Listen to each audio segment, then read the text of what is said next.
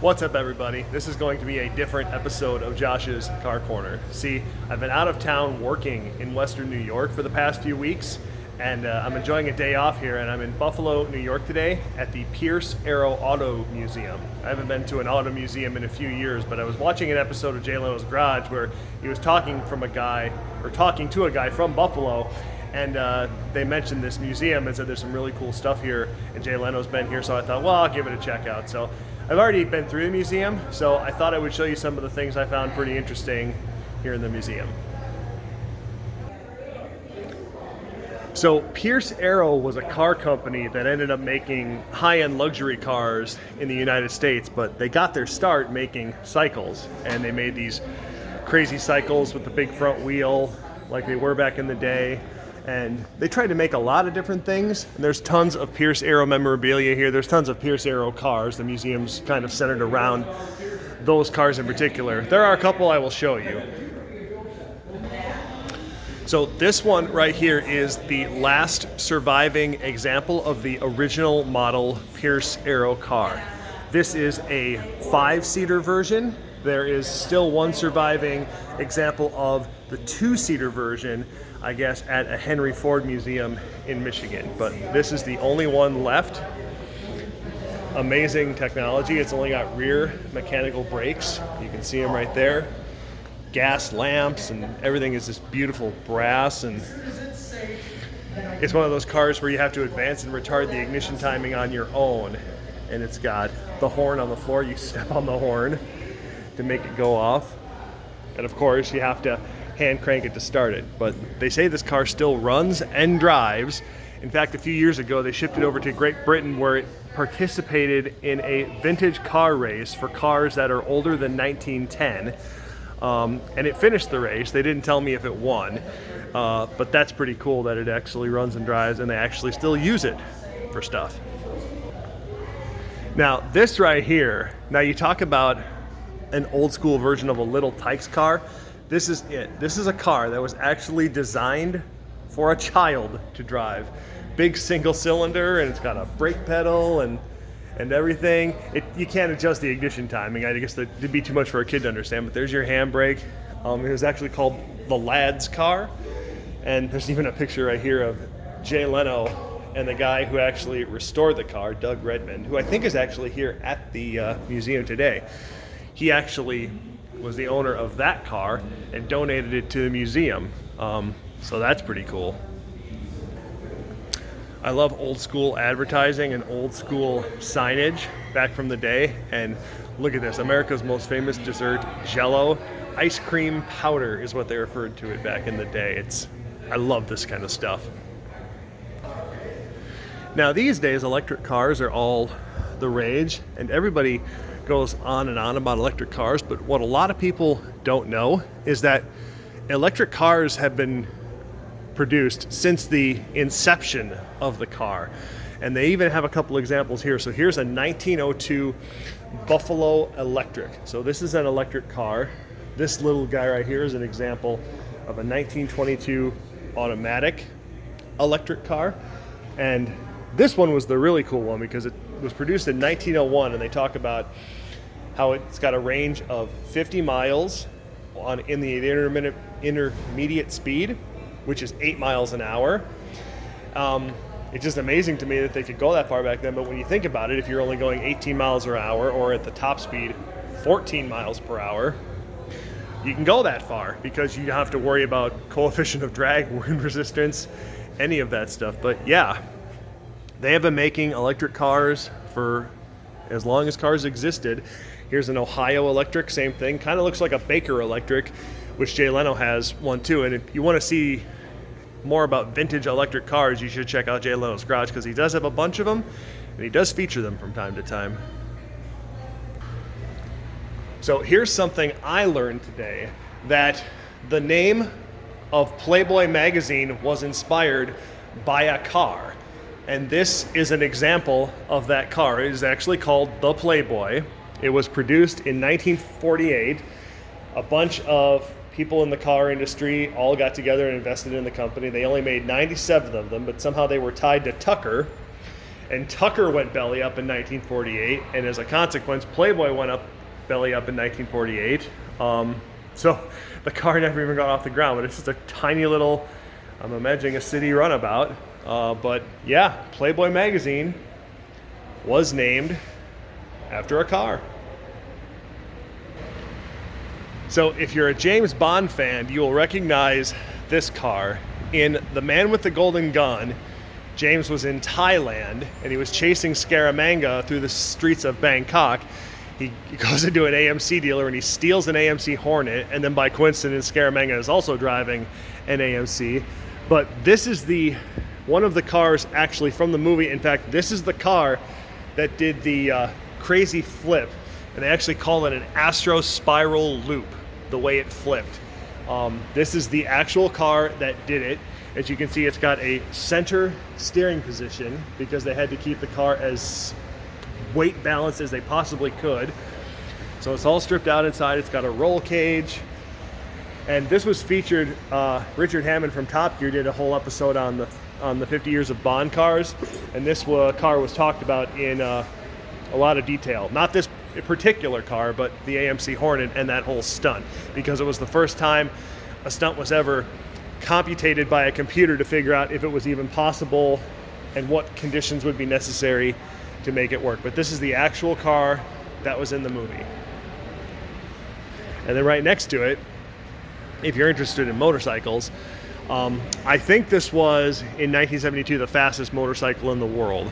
The Kawasaki H2750. It's a 2-stroke, 3-cylinder motorcycle. And I love 2-stroke motorcycles. I love the noise they make, and this is one of the largest capacity 2-stroke engines I've ever seen. And I do believe it was the fastest motorcycle in the world in 72, although they don't mention it. But the world record was held by the Vincent Black Shadow of 125 miles an hour, and I think this went faster than that. But it was a deathly scary bike to ride. It was very unstable at high speed and killed a lot of people. So a price to pay for going the fastest in the world on 2 wheels. But it's cool that they have an example. More examples of all the old gasolines they used in the days. Gas used to be referred to in some grades as ethyl, standard ethyl for winter driving. And I think that went all the way through into the 60s and possibly the 70s, that ethyl was just a grade you could get. Fuel containing alcohol. So there was alcohol in fuel well before E85 ever existed. Lead used to be used to prevent engine knock. What a dumb idea that was, but back then, who knew how damaging it was going to be? And so much of that cool stuff, old gas lamps and things, and old license plates. A couple other cars over here I'm going to show you. So this car right here is a Pierce Aerocar that was made for the US government and delivered for J. Edgar Hoover's personal use. This is a bulletproof car, or was a bulletproof car. It was specifically designed, and there was another one designed for President Roosevelt to drive around in the 1930s. And yeah, it has armor plating, and somebody that owned it at one point tried to test the armor plating by actually shooting it, and they determined he tried a 38 caliber and then a 45 caliber, and yeah, bullets just got stopped. And here's some of the glass that was in the car, and you can see just how thick it is. It's made of multiple layers. It's tempered glass with layers in between. It was designed to stop everything, even steel-jacketed bullets. So it was as bulletproof a car as you could get back in the day. There's a 45 that got shot into the car, but it didn't penetrate because of the armor. They found this thing in a barn and brought it back here and restored it as best they could. But yeah, pretty crazy. And then right here next to it are some Corvair engines. Now the Corvair is a car that I was always kind of fascinated by because it was an air-cooled flat-six engine car produced by GM. And these are really cool. Here's an example of the turbocharged engine that was used in 65 and 66.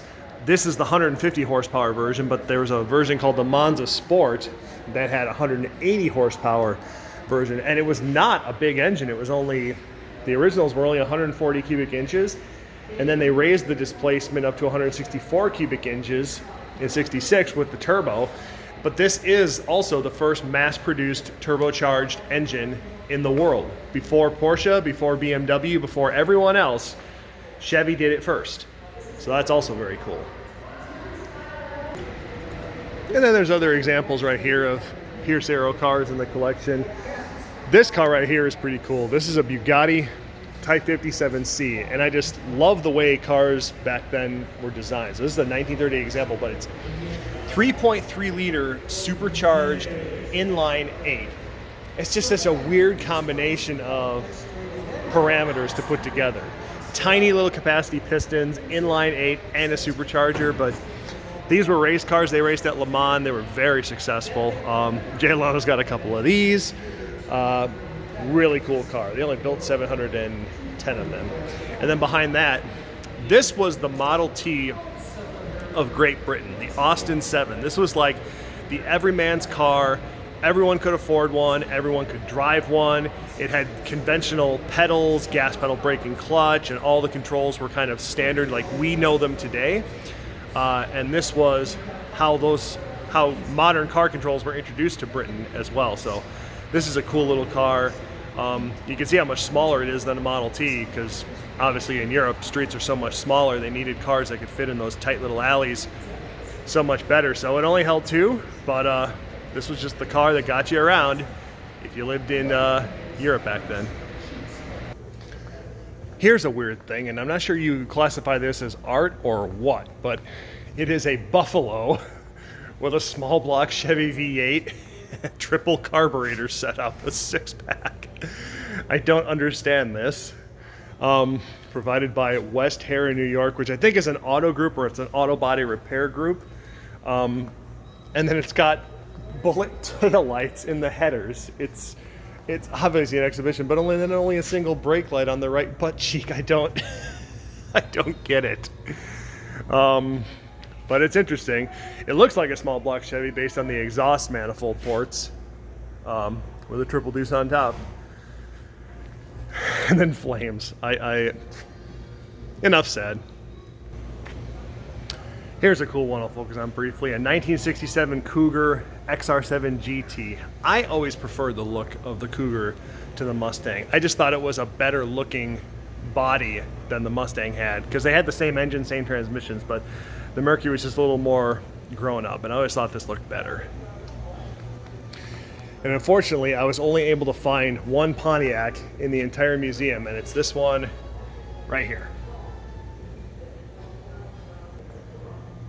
So that's going to do it for this episode of Josh's Car Corner. I hope you enjoyed the little tour I gave you through the museum here. I will be getting home next weekend, and then I'll be home for 2 weeks before going on a big vacation. And in that time, I'm hoping to get the tuning on the GTO finally dialed in and the car running good. I've actually got a couple of events I'm going to be going to in September. One is there's a big Holden gathering in Indianapolis, a picnic at this guy's house named Travis Bell. You can find about it on Facebook. It's the Holden Extravaganza. And then Pontiac Adventures is happening at the end of September, and I'm going to be leading my own special cruise that I have developed myself, where we're going to be going through all the great country and back roads in Wisconsin, the twists and turns and the high-speed runs. I'm looking forward to it because I've never got to design my own route myself. So I'm very excited about it, and it's probably going to be the last time I ever do it. So if you are in the Midwest, you should sign up for Pontiac Adventures and go on my cruise. We're going to have a good time. So you'll see more stuff on the GTO as soon as I get working on it. But thanks for watching this one. I'll see you soon.